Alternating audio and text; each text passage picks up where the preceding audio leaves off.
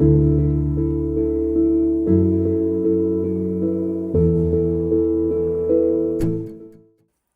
to our CYA Condo Series, the top 20 questions to ask when purchasing a condo. I'm Lori Greenlee.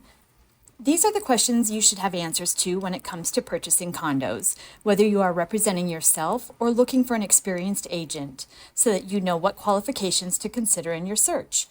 We will cover each of these in more detail throughout future videos and blogs, but for today, we are discussing questions 11 through 15. Don't forget to hit subscribe to stay in the loop on all condo news and education.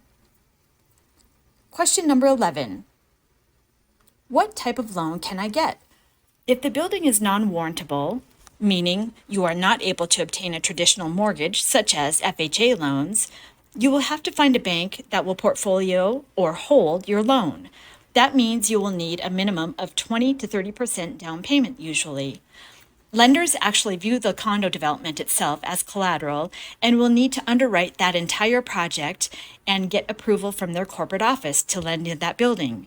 If the bank's corporate office approves, they will usually put a limit on how many loans or units they will allow within that one project to avoid overconcentration of risk within that project. Many lenders of larger banks don't realize their bank won't approve the deal because they may not understand the process their corporate office requires until the final stages of underwriting. If your building does not have FHA approval, it may limit the potential buyer pool, which could also decrease the value compared to nearby buildings. So pay attention to that and work on FHA approval if possible. Question number 12, what do the residents say? As we continue to discuss, simple observations or casual conversations on elevators or while walking through amenities might serve you well. You might get some very honest opinions from current homeowners and learn things you wouldn't have been able to learn until living there. Talk to current owners and obtain copies of the minutes from at least the last 6 months of condo HOA meetings. However, 12 months of minutes is ideal. Look at the discussions they are having in these meetings and the methods and timing of resolutions. You can tell a lot by reading these minutes, including the potential for upcoming assessments that have only been in discussion but not approved yet and officially assessed. Ask as many questions as possible until you feel at peace. Question number 13. What are the HOA rules? These are found in the covenants, conditions, and restrictions, otherwise known as the CC&Rs. Every condo development is different. Some allow Airbnb rentals, but many don't.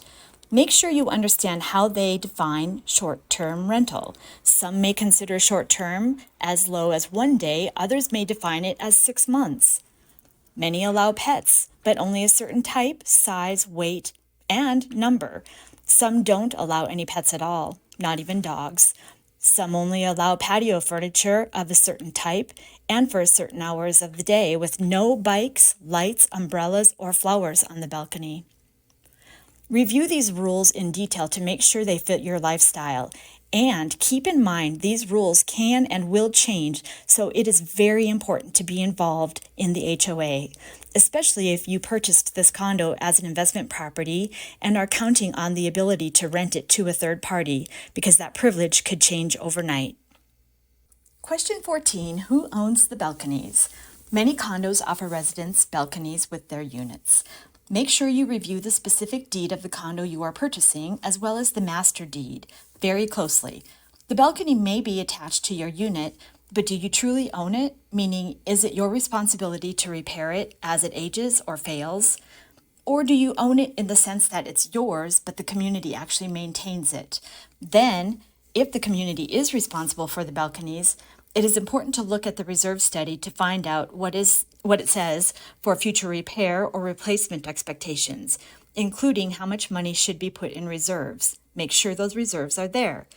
Even further, no matter who owns the balcony, ask about any past, current, or future discussions or incidents that have involved the building's balconies, so you are financially prepared personally in case it is your responsibility or in case the reserves are not funded properly. Balconies are known to cause some of the most problems in condos, physically and financially. Question number 15. Is the building professionally managed or owner managed? Talk to the residents about their thoughts and opinions of the management of the property. If the HOA has hired a property manager, take time to interview the actual manager if possible. Poor management can make the experience extremely challenging and expensive.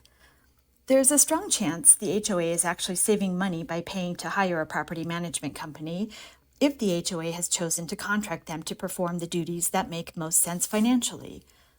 Just as we hire CPAs to do our taxes, plumbers to tackle a home project, or employees to help run our businesses, time is money, and many times those experienced professionals not only have the knowledge, but have good systems that you and I might not have due to our lack of expertise. A self-managed building is less expensive when it comes to HOA fees on paper today, but be cautious in your consideration. Do you know what you don't know? Also, do you want to live next door to your new business partner, the person who is co-managing your home with you? You're already having to make business decisions together, so maybe it makes sense to allow a management company to handle the day-to-day to minimize any potential conflict as a third party. Don't forget to hit subscribe to keep updated on condo news and education. Visit us at CYACondos.com and click on our Condo Concierge page. Here you'll be able to see the many ways we can help, from consulting to representing buyers and sellers, supporting agents, by training and educating, and connecting and collaborating with anyone who works in the condo industry. We also like to refer the best in all industries who works in condos to help you enjoy your condo living, buying, and selling experiences. Thank you and have a great day.